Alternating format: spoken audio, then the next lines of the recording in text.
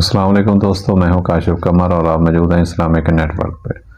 دوستو Islamic net work میں آج جو ہے مشکات المصابیح میں کتاب العلم ہے، اور اس میں جو ہے کتاب العلم سے مراد ہے کہ علم اور اس کی فضیلت کا بیان۔ تو اس میں حدیث نمبر 212 سے آج ہم پڑھنا شروع کریں گے۔ تو آئیے 212 حدیث مشکات المصابیح سے آج کی شروع کرتے ہیں۔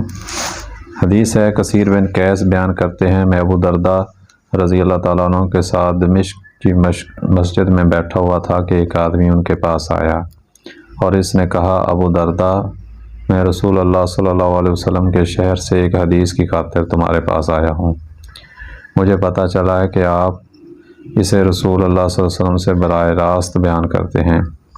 میں کسی اور کام کے لیے نہیں آیا۔ انہوں نے بیان کیا، میں نے رسول اللہ صلی اللہ علیہ وسلم کو فرماتے ہوئے سنا، جو شخص طلب علم کے لیے سفر کرتا ہے تو اللہ اسے جنت کی راہ پر گامزن کر دیتا ہے۔ فرشتے طالب علم کی رضامندی کے لیے اپنے پر بچھاتے ہیں۔ زمین و آسمان کی ہر چیز اور پانی کی گہرائی میں مچھلیاں طالب علم کے لیے مغفرت طلب کرتی ہیں۔ بے شک عالم کی عابد پر اسی طرح فضیلت ہے جس طرح 14ویں رات کے چاند کو باقی ستاروں پر برتری ہے۔ بے شک علماء انبیاء علیہ السلام کے وارث ہیں، اور انبیاء علیہ السلام درہم و دینار نہیں چھوڑ کر جاتے، بلکہ وہ تو صرف علم چھوڑ کر جاتے ہیں۔ بس جس نے اسے حاصل کر لیا، اس نے وافر حاصل کر لیا۔ امام ترمذی نے راوی کا نام قیس بن کثیر ذکر کیا ہے۔ حدیث نمبر 213، ابو امامہ رضی اللہ تعالیٰ عنہ بیان کرتے ہیں، رسول اللہ صلی اللہ علیہ وسلم نے دو آدمیوں کا ذکر کیا گیا، ان میں سے ایک عابد اور دوسرا عالم ہے، تو رسول اللہ صلی اللہ علیہ وسلم نے فرمایا، عالم کی عابد پر اس طرح فضیلت ہے جس طرح میری فضیلت تمہارے ادنا آدمی پر ہے۔ پھر رسول اللہ صلی اللہ علیہ وسلم نے فرمایا، بے شک اللہ، اس کے فرشتے، زمین و آسمان کی مخلوق، حتیٰ کہ چونٹی اپنے بل میں، اور مچھلیاں لوگوں کو خیر و بلائی کی تعلیم دینے والے کے لیے دعائے خیر کرتی ہیں۔ حدیث نمبر 214، دارمی نے مکحول سے مرسل روایت بیان کی ہے، اور انہوں نے دو آدمیوں کا ذکر نہیں کیا، اور انہوں نے کہا کہ عالم کی عابد پر اس طرح فضیلت ہے جس طرح میری فضیلت تمہارے ادنا آدمی پر ہے۔ پھر آپ صلی اللہ علیہ وسلم نے یہ تلاوت فرمائی، اس کے بندوں میں صرف علماء ہی اللہ سے ڈرتے ہیں، اور پھر مکمل حدیث بیان کی۔ حدیث نمبر 215، ابو سعید خدری بیان کرتے ہیں کہ رسول اللہ صلی اللہ علیہ وسلم نے فرمایا، بے شک لوگ تمہارے تابع ہیں، کیونکہ لوگ دین میں سمجھ بوجھ حاصل کرنے کے لیے زمین کی طرف اطراف و اکناف سے تمہارے پاس آئیں گے، پس جب وہ تمہارے پاس آئیں تو ان کے ساتھ خیر و بلائی کے ساتھ پیش آنا۔ حدیث نمبر 216، ابو ہریرہ رضی اللہ تعالیٰ عنہ بیان کرتے ہیں، رسول اللہ صلی اللہ علیہ وسلم نے فرمایا، دنائی کی بات دنا شخص کی گم شدہ چیز ہے، پس وہ اسے جہاں پائے تو وہاں وہی اس کا زیادہ حقدار ہے۔ ترمذی، ابن ماجہ اور امام ترمذی نے فرمایا، یہ حدیث غریب ہے، اور ابراہیم بن فضل راوی حدیث کے معاملے میں ضعیف قرار دیا گیا ہے۔ حدیث نمبر 217، ابن عباس بیان کرتے ہیں کہ رسول اللہ صلی اللہ علیہ وسلم نے فرمایا، ایک فقیہ شیطان پر 1000 عبادت گزاروں سے زیادہ سخت ہوتا ہے۔ حدیث نمبر 218، انس رضی اللہ تعالیٰ عنہ بیان کرتے ہیں، رسول اللہ صلی اللہ علیہ وسلم نے فرمایا، طالب علم ہر مسلمان پر فرض ہے۔ کسی ایسے شخص کو جو اس کی اہلیت نہ رکھتا ہو، علم پڑھانے والا خنزیروں کے گلے میں ہیرے جواہرات اور سونے کے ہاتھ ڈالنے والے کی طرح ہے۔ حدیث نمبر 219، ابو ہریرہ رضی اللہ تعالیٰ عنہ بیان کرتے ہیں کہ رسول اللہ صلی اللہ علیہ وسلم نے فرمایا، دو خصلتیں کسی منافق میں اکٹھی نہیں ہو سکتی، اچھے اخلاق اور دین میں سمجھ بوجھ۔ حدیث نمبر 220، انس رضی اللہ تعالیٰ عنہ بیان کرتے ہیں کہ رسول اللہ صلی اللہ علیہ وسلم نے فرمایا، جو شخص طلب علم کے لیے سفر کرتا ہے تو وہ واپس آنے تک اللہ کی راہ میں رہتا ہے۔ حدیث نمبر 221، سنجرہ ازدی رضی اللہ تعالیٰ عنہ بیان کرتے ہیں کہ رسول اللہ صلی اللہ علیہ وسلم نے فرمایا جو شخص علم حاصل کرتا ہے تو اس کے سابقہ گناہوں کا کفارہ بن جاتا ہے۔ حدیث نمبر 222۔ ابو سعید خدری بیان کرتے ہیں اور رسول اللہ صلی اللہ علیہ وسلم نے فرمایا مومن خیر کی باتیں سن سن کر سیر نہیں ہوتا حتیٰ کہ اس کی غایت و انتہا جنت ہو جاتی ہے۔ حدیث نمبر 223۔ ابو ہریرہ رضی اللہ تعالیٰ عنہ بیان کرتے ہیں کہ رسول اللہ صلی اللہ علیہ وسلم نے فرمایا جس شخص سے علم کی کوئی بات پوچھی جائے جسے وہ جانتا ہو پھر وہ اسے چھپائے تو روز قیامت اسے آگ کی لگام ڈالی جائے گی۔ حدیث نمبر 224۔ ابن ماجہ نے اسے انس سے روایت کیا ہے اسی حدیث کو۔ حدیث نمبر 225۔ کعب بن مالک رضی اللہ تعالیٰ عنہ بیان کرتے ہیں کہ رسول اللہ صلی اللہ علیہ وسلم نے فرمایا جو شخص علماء سے مناظرہ کرنے، نادانوں کو شبہات میں مبتلا کرنے اور لوگوں کی توجہ حاصل کرنے کے لیے علم حاصل کرتا ہے تو اللہ اسے جہنم میں داخل فرمائے گا۔ حدیث نمبر 226۔ ابن ماجہ نے اسے ابن عمر سے روایت کیا اسی حدیث کو۔ حدیث نمبر 227۔ ابو ہریرہ بیان کرتے ہیں کہ رسول اللہ صلی اللہ علیہ وسلم نے فرمایا جو شخص ایسا علم جس کے ذریعے اللہ کی رضامندی حاصل کی جاتی ہے محض دنیا کا مال و متاع حاصل کرنے کے لیے سیکھتا ہے تو وہ روز قیامت جنت کی خوشبو بھی نہیں پائے گا۔ حدیث نمبر 228۔ ابن مسعود رضی اللہ تعالیٰ عنہ بیان کرتے ہیں رسول اللہ صلی اللہ علیہ وسلم نے فرمایا اللہ اس شخص کے چہرے کو تر و تازہ رکھے جس نے میری حدیث کو سنا، اسے یاد کیا، اس کی حفاظت کی، پھر اسے آگے بیان کیا۔ بس اوقات اہل علم فقیہ نہیں ہوتے اور بس اوقات فقیہ اپنے سے زیادہ فقیہ تک بات پہنچا دیتا ہے۔ 3 خصلتیں ایسی ہیں جن کے بارے میں مسلمان کا دل خیانت نہیں کرتا۔ عمل خالص اللہ کی رضا کے لیے ہو، مسلمانوں کے لیے خیر خواہی ہو اور ان کی جماعت کے ساتھ لگے رہنا کیونکہ ان کی دعوت انہیں سب طرف سے گھیر لے گی، حفاظت کرے گی۔ حدیث نمبر 229۔ احمد، ترمذی، ابو داؤد، ابن ماجہ اور دارمی نے زید بن ثابت سے اسے روایت کیا ہے، البتہ ترمذی اور ابو داؤد نے سے آخر تک اس کو ذکر نہیں کیا۔ حدیث نمبر 230۔ ابن مسعود بیان کرتے ہیں کہ میں نے رسول اللہ صلی اللہ علیہ وسلم کو فرماتے ہوئے سنا اللہ اس شخص کے چہرے کو تر و تازہ رکھے جس نے ہم سے کوئی چیز سنی تو اس نے جیسے اسے سنا تھا ویسے ہی اسے آگے پہنچا دیا، کیونکہ بس اوقات جسے بات پہنچائی جاتی ہے وہ اس سننے والے کی نسبت زیادہ حفاظت کرنے والا ہوتا ہے۔ حدیث نمبر 231۔ دارمی نے اسے ابو عبیدہ سے روایت کیا ہے۔ حدیث نمبر 232۔ ابن عباس بیان کرتے ہیں کہ رسول اللہ صلی اللہ علیہ وسلم نے فرمایا مجھ سے حدیث بیان کرتے وقت احتیاط کیا کرو اور صرف وہی حدیث بیان کرو جس کے بارے میں تمہیں علم ہو، اور یہ کہ میری حدیث ہے پس جس نے عمدن مجھ پر جھوٹ باندھا وہ اپنا ٹھکانہ جہنم میں بنا لے۔ حدیث نمبر 233۔ ابن ماجہ بیان نے ابن مسعود سے روایت کیا ہے لیکن ابن ماجہ نے یہ الفاظ مجھ سے حدیث بیان کرتے وقت احتیاط کرو صرف وہی حدیث بیان کرو جس کے بارے میں تمہیں علم ہو ذکر نہیں کیے۔ حدیث نمبر 234۔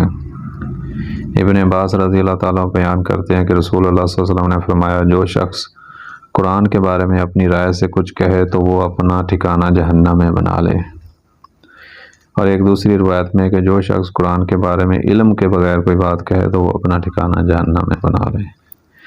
حدیث نمبر 235۔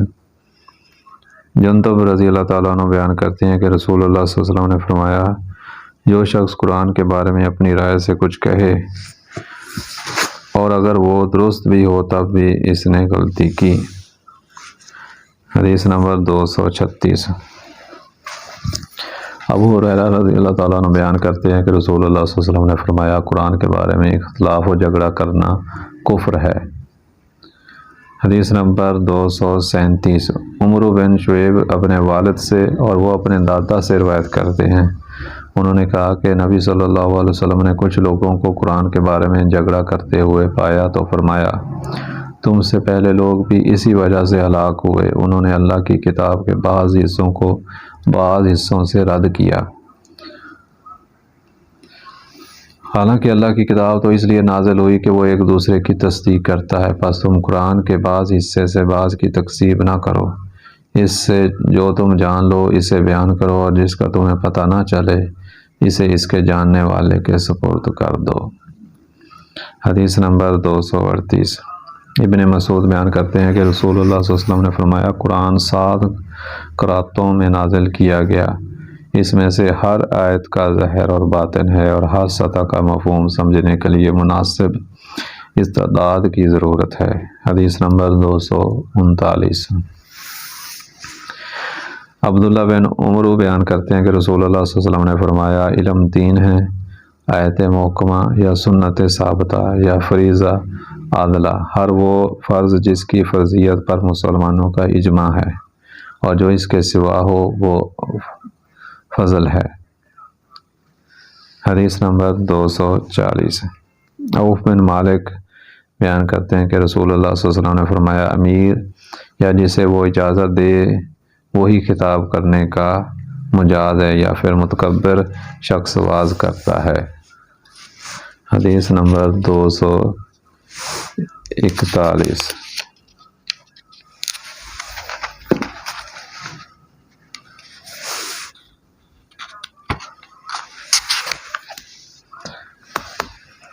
دارمی نے عمرو بن شعیب کی سند سے روایت کیا ہے، متکبر کے بجائے ریاکار کا لفظ ہے۔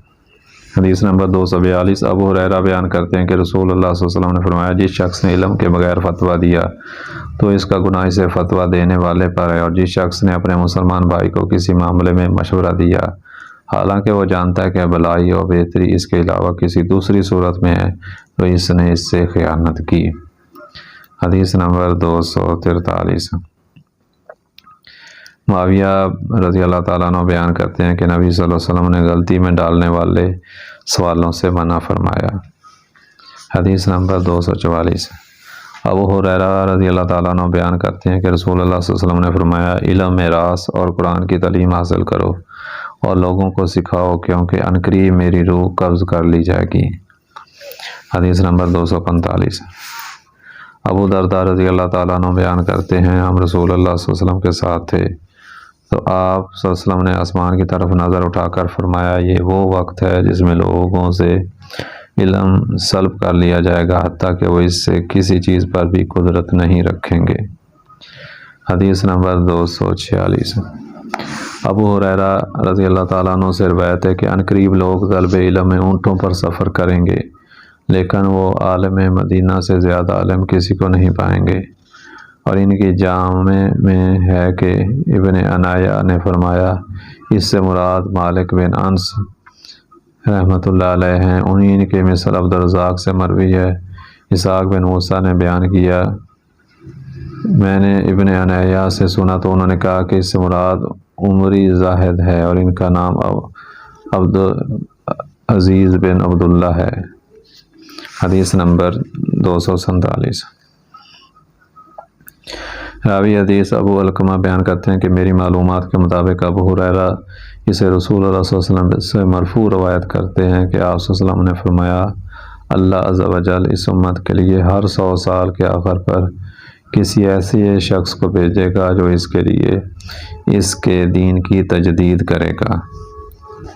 حدیث نمبر 248۔ ابراہیم بن عبد الرحمن ازری سے مرسل روایت بیان کرتے ہیں کہ رسول اللہ صلی اللہ علیہ وسلم نے فرمایا، اس علم کو بعد میں آنے والے ہر طبقہ کے صاحب تقوی لوگ حاصل کریں گے، اور وہ اس علم سے غلو کرنے والوں کی تحریر، جھوٹے لوگوں کی جعل سازی اور جہلا کی تعویل کی نفی کریں گے۔ حدیث نمبر 249۔ حسن بصری رحمۃ اللہ علیہ مرسل روایت بیان کرتے ہیں کہ رسول اللہ صلی اللہ علیہ وسلم نے فرمایا، جس شخص کو آیائے اسلام کے لیے علم حاصل کرتے ہوئے موت آ جائے تو جنت میں اس کے اور انبیاء کے مابین صرف نبوت کا ایک درجہ ہوگا۔ حدیث نمبر 250۔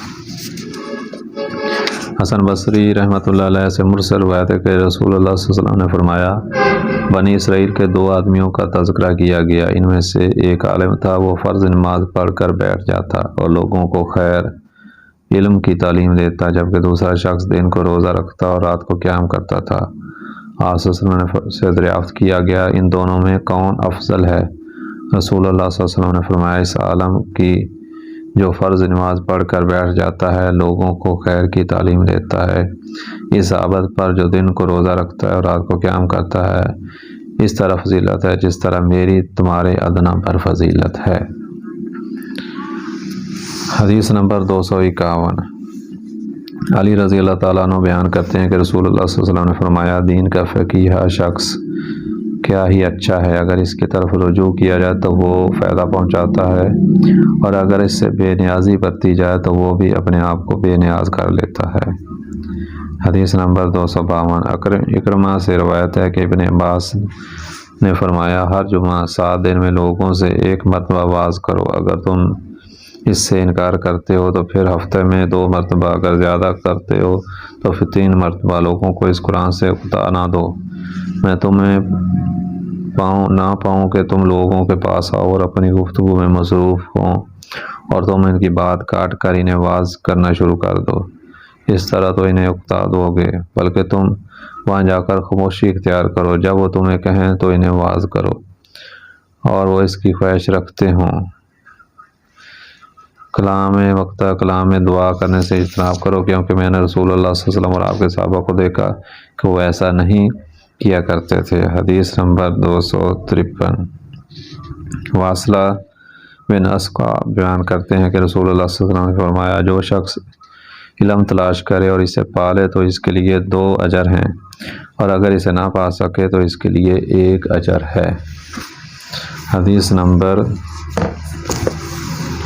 254۔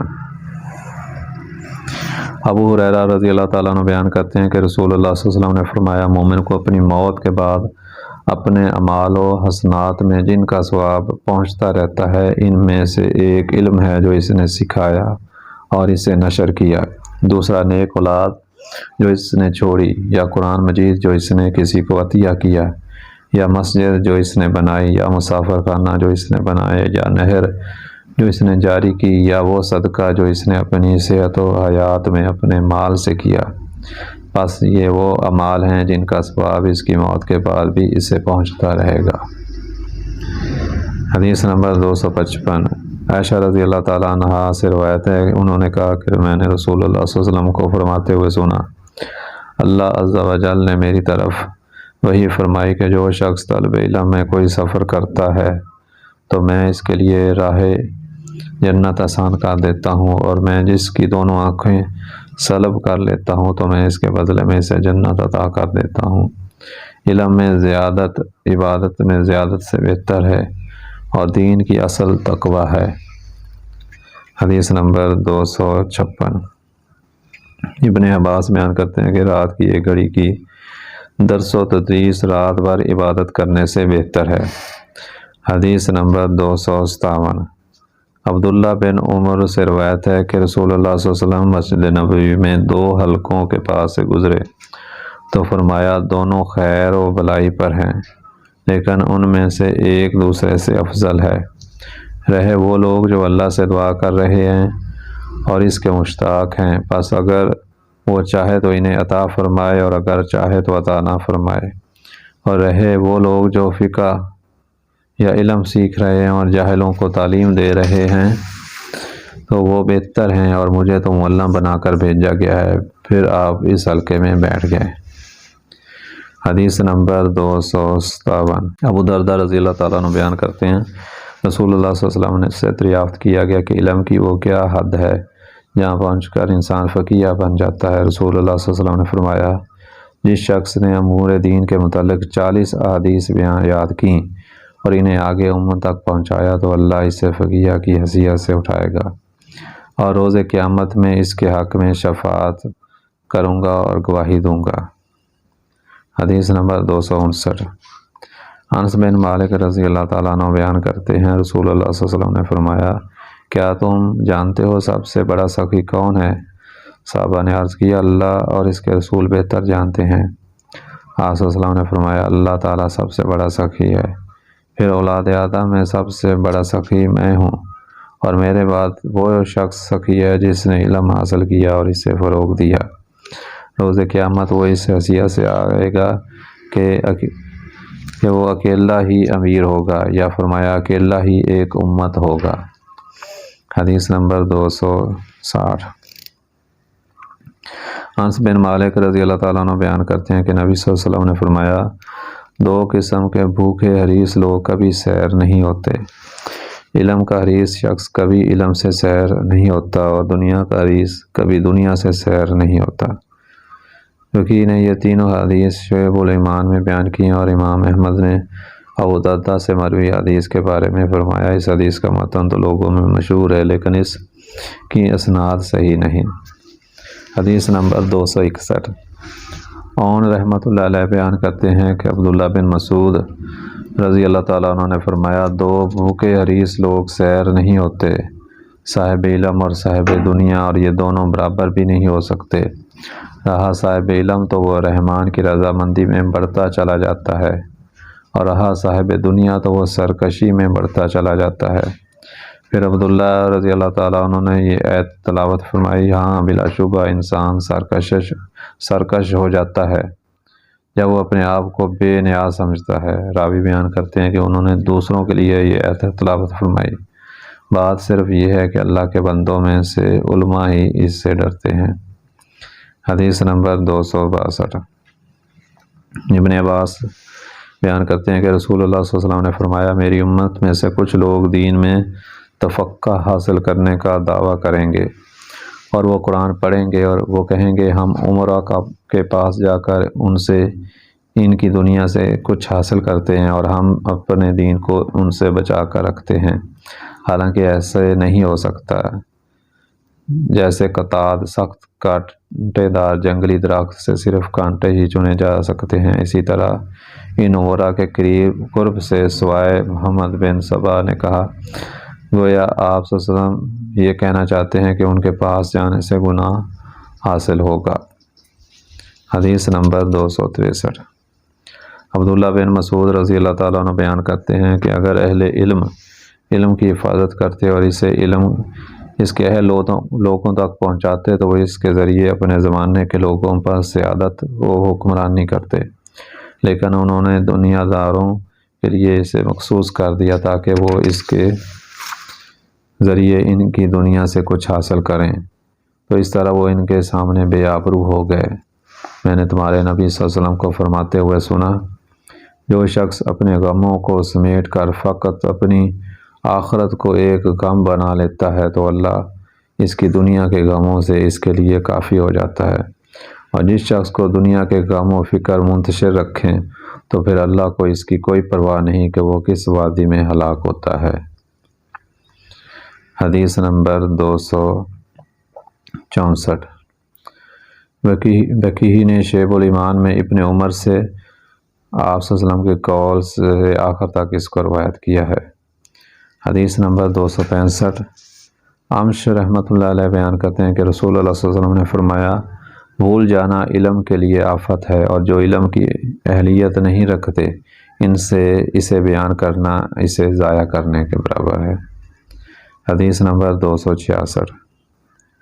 سفیان ثوری رحمۃ اللہ علیہ سے روایت ہے کہ عمر بن خطاب رضی اللہ تعالیٰ عنہ نے کعب رضی اللہ تعالیٰ عنہ سے پوچھا، اہل علم کون ہیں؟ انہوں نے کہا، جو اپنے علم کے مطابق عمل کرتے ہیں۔ پھر آپ پوچھا، کون سی چیز علماء کے دلوں سے علم نکال دیتی ہے؟ انہوں نے کہا، دنیا کا طمع۔ حدیث نمبر 267۔ احوص بن حکیم اپنے والد سے روایت کرتے ہیں، انہوں نے کہا، کسی آدمی نے نبی صلی اللہ علیہ وسلم سے شر کے بارے میں پوچھا تو آپ صلی اللہ علیہ وسلم نے فرمایا، مجھ سے شر کے بارے میں مت پوچھو، مجھ سے خیر کے بارے میں پوچھو۔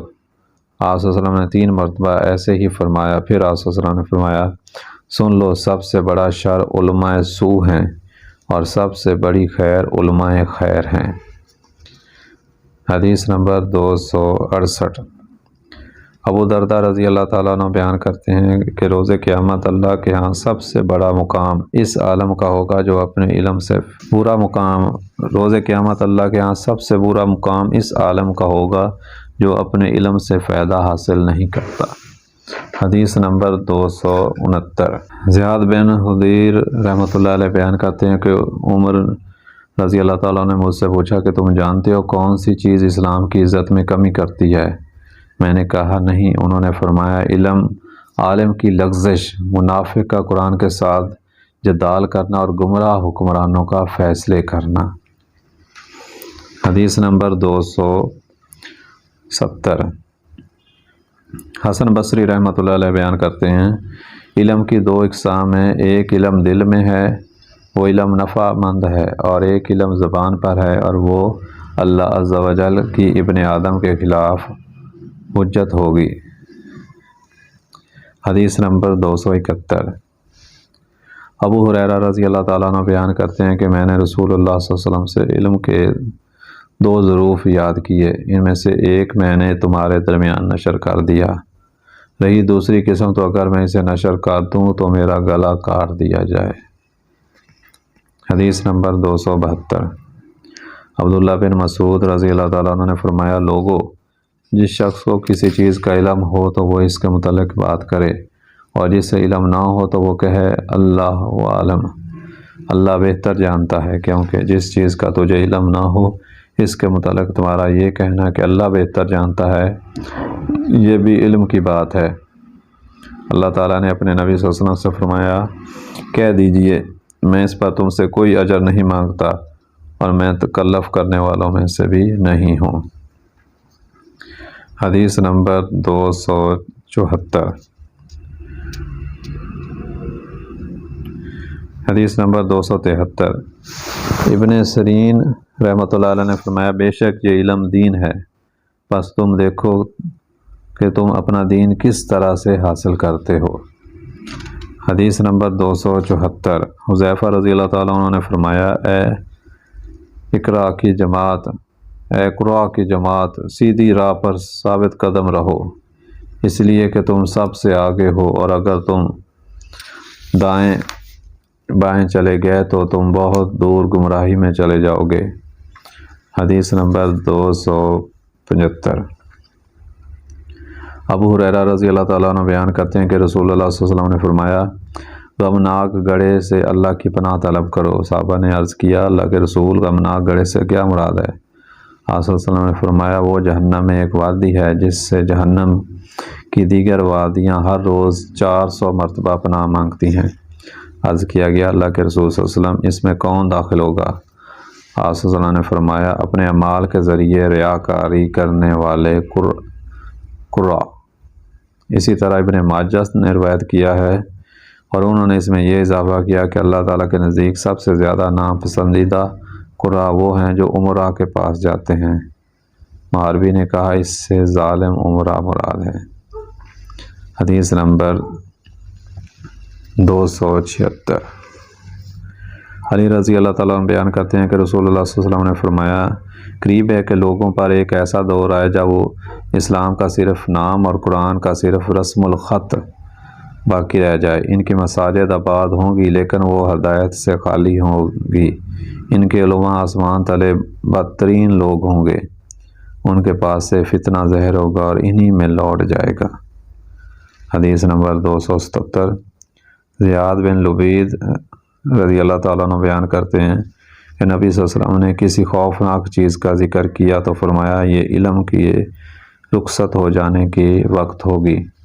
میں نے عرض کیا اللہ کے رسول علم کیسے رخصت ہو جائے گا جبکہ ہم قرآن پڑھتے ہیں اور ہم اسے اپنی اولاد کو پڑھا رہے ہیں اور ہماری اولاد اپنی اولاد کو پڑھائے گی اور یہ سلسلہ قیامت تک جاری رہے گا۔ آپ صلی اللہ علیہ وسلم نے فرمایا زیاد تیری ماں تمہیں گم پائے، میں تو تمہیں مدینے کا بڑا فقیہ شخص سمجھتا تھا، کیا یہود و نصارہ تورات و انجیل نہیں پڑھتے لیکن وہ ان کے مطابق عمل نہیں کرتے؟ احمد ابن ماجہ اور ترمذی نے بھی انہی سے اسی طرح روایت کیا ہے۔ حدیث نمبر 278۔ اور دارمی نے بھی ابو امامہ سے اسی کو اس طرح روایت کیا ہے۔ حدیث نمبر 279۔ ابن مسعود رضی اللہ تعالیٰ عنہ بیان کرتے ہیں، رسول اللہ صلی اللہ علیہ وسلم نے مجھے فرمایا، علم سیکھو اور اسے دوسروں کو سکھاؤ۔ فریض علم میراث سیکھو اور اسے لوگوں کو سکھاؤ۔ قرآن سیکھو اور اسے لوگوں کو سکھاؤ، کیونکہ میری روح قبض کر لی جائے گی اور میرے بعد علم بھی اٹھا لیا جائے گا۔ فتنے ظاہر ہو جائیں گے، حتیٰ کہ دو آدمی کسی فریضہ میں اختلاف کریں گے لیکن وہ اپنے درمیان فیصلہ کرنے والا کوئی نہیں پائیں گے۔ حدیث نمبر 280۔ ابو ہریرہ رضی اللہ تعالیٰ عنہ بیان کرتے ہیں کہ رسول اللہ صلی اللہ علیہ وسلم نے فرمایا، جس علم سے فائدہ نہ اٹھایا جائے وہ اس خزانے کی طرح ہے جس میں سے اللہ کی راہ میں خرچ نہ کیا جائے۔ دوستو، یہ تھی آج کی ویڈیو، اور یہ کتاب العلم، علم اور اس کی فضیلت کے بیان کے متعلقہ جو احادیث بیان کی گئی ہیں کہ علم کی کیا اہمیت اور فضیلت ہے، تو اس حوالے سے جو احادیث جو ہے راویوں نے روایت کی ہیں وہ آپ لوگوں کے سامنے میں نے پیش کی ہیں۔ تو امید ہے کہ یہ ویڈیو آپ کو پسند آئی ہوگی۔ اگر آپ کو ویڈیو پسند آئی ہے تو اس کو لائک کر لیں اور اپنے دوستوں کے ساتھ اس طرح کی ویڈیو کو شیئر بھی کیا کریں، اور اگر آپ کو ہمارا چینل پسند ہے تو اس کو سبسکرائب کر لیں۔ آئندہ ویڈیو تک کے لیے اللہ حافظ۔